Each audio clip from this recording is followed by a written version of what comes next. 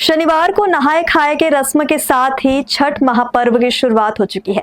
4 दिनों तक चलने वाले इस पर्व में छठी मैया और सूर्य देवता की पूजा की जाती है।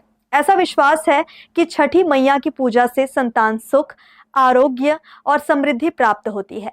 नहाए खाए परंपरा में व्रती नदी में स्नान के बाद नए वस्त्र धारण कर शाकाहारी भोजन ग्रहण करती है। छठ महापर्व की शुरुआत हो चुकी है। 4 दिन चलने वाले इस पर्व में सूर्य और छठी मैया की पूजा की जाती है।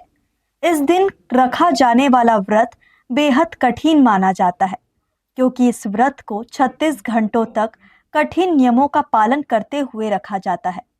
छठ का पर्व कार्तिक माह के शुक्ल पक्ष की चतुर्थी तिथि पर नहाए खाए से शुरू होता है। नहाए खाए परंपरा में व्रती नदी में स्नान के बाद नए वस्त्र धारण कर शाकाहारी भोजन ग्रहण करती है। इस दिन व्रती के भोजन ग्रहण करने के बाद ही घर के बाकी सदस्य भोजन ग्रहण करते हैं।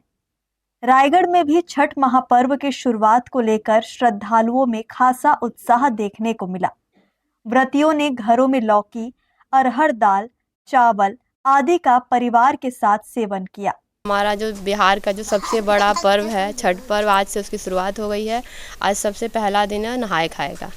इसमें हम सुबह सुबह सबसे पहले नहा धो के पूरे घर की साफ़ सफाई करके स्वच्छता के साथ भोजन बनाते हैं, जिसमें अरहर की दाल होती है, लौकी की सब्जी होती है, चावल और बाकी पूरा परिवार हम सब मिलके एक साथ, औरतें, बच्चे, बाल जो भी हैं सब बड़े बड़े सब एक साथ मिलके भोजन ग्रहण करते हैं।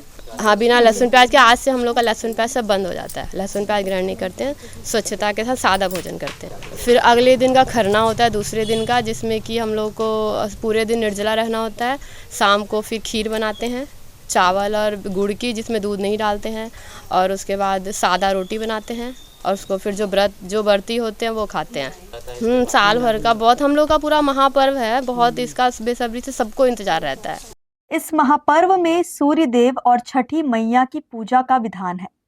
छठ का व्रत महिलाएं संतान की लंबी उम्र और सुख समृद्धि के लिए रखती है। इस साल छठ पूजा 25 अक्टूबर शनिवार से शुरू हो चुका है और यह 28 अक्टूबर मंगलवार को समाप्त होगा। अब अगले दिन खरना पूजा होगी, फिर अस्त होते सूर्य और आखिर में उगते हुए सूर्य को अर्घ्य देकर इस महापूजा का समापन किया जाएगा। हर्ष न्यूज़ के लिए राहुल अधिकारी की रिपोर्ट।